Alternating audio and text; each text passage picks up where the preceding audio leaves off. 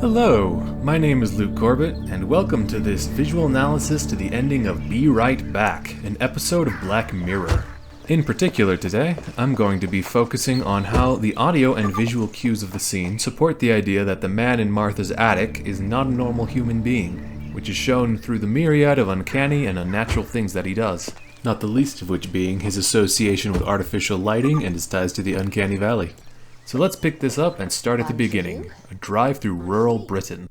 The ending of this episode can be a bit vague at first, but it becomes immediately clear that something is off as soon as the black cuts, made evident by the frequent use of longer than normal takes focusing on nothing in particular, such as some birds here and the process of Martha and her daughter getting out of their car, shown with a panning shot that provides the bulk of the scene's motion. The lack of music and meaningful action serves to emphasize the nothingness of what Martha feels, as will become more evident as more and more of the scenes progress here. Once inside the home, Martha and her daughter cut into a cake, their duo surrounded by white walls and natural light. This may serve to represent the fact that both of them are real people sharing a genuine moment, but such sincerity is undercut by a total lack of background noise and music, instead placing the actors in a sort of awkward stasis realm as they talk. A sensation made only possible by the juxtaposition between the audio and the visuals here.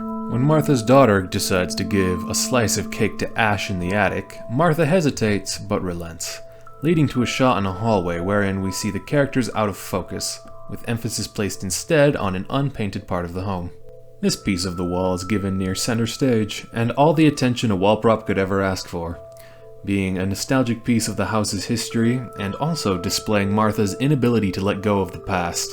Though if that were me, I would probably still keep it, whether or not I'd moved on, just because that kind of thing is neat. Anyways, as the focus shifts from the wall to Martha herself, the scene continues to play out in an almost stifled manner, staggered a bit, you could say. Silence being consumed by eerie music as Martha helped her daughter into the attic, surrounded by darker lighting than we've seen so far in this ending sequence. Potentially a reference to her grief or hesitancy, as she is surrounded by quite a bit of shadows. Of further note is the lack of artificial light anywhere thus far into the ending sequence, every shot existing in either natural light or, in this case, darkness. When Martha's daughter enters the attic, however, darkness surrounds Ash's android replica, who stands stiff and unmoving, illuminated halfway by the sun, half by lamplight, further reinforcing his existence as close to our own, yet not the same. In this twilight between illusion and reality, Android Ash turns, and his unnatural mannerisms and perfectly human appearance clash, evoking an unpleasant sensation known as the uncanny valley. Alright, so things are about to get a little technical now, so bear with me, as I explain what the uncanny valley is. The uncanny valley is the psychological reaction humans have to entities that resemble us. When a creature or object does not greatly resemble a human but acts like one, we find this cute. You can think of things like cartoons, sock puppets, robotic toys, like a talking Elmo or something like that. On the opposite end of the spectrum though, when something very closely resembles a human, like a corpse or a lifelike doll, like those porcelain ones, we feel disturbed in its presence, most especially when that thing moves in a way that a human doesn't. Why this is, we don't really know, but this phenomenon is why Ash's stillness and sudden activity appear so unnatural. And while feasibly a human could move that way, after all, the actor did, by and large humans do not stand in corners and stare blankly at walls, only to suddenly wheel around and engage in friendly conversation. By showing us the android's uncanny nature through the way that he moves visually, we further receive insight into Martha's dilemma, grieving without her partner, stuck with an unsettling replica that, at best, can only remind her that the real Ash is gone. This visual cue, among a slew of other reasons, all serve to explain and justify Martha's apparent contempt for Ash's android replacement. This contempt reinforced as she stands beneath the attic without expression, listening in while refusing to participate.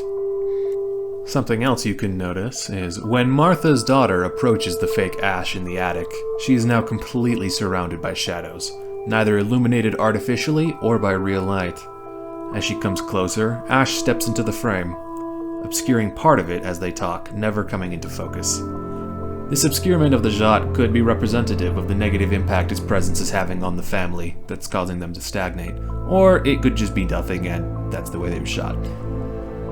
when the shot does cut to Ash, he now stands in shadow just as Martha's daughter does, an artificial light over his shoulder as he emulates the real Ash through simulated affection, which noticeably lacks any paternal gestures or overtones. Everything conceivable aligns to portray Android Ash as unnatural in this ending sequence. From the lighting he is presented in, the focus placed on the real life that his original counterpart once lived through the hallway shot, and the way that he moves in and out of stasis, somewhat like a robot would, for lack of a better way to state the obvious.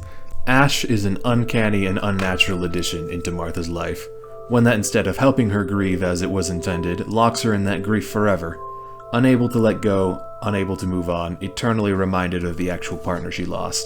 The clone-like doppelganger that he is just that, a doppelganger, and in full truth, a harmful misuse of science.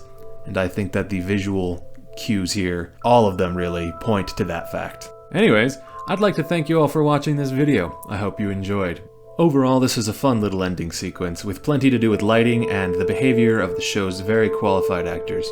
Though props didn't convey too much in the way of direct symbolism or involve themselves too heavily, the hallway scene with Ash's heights growing up is a nice use of mise-en-scene, and I really enjoyed that.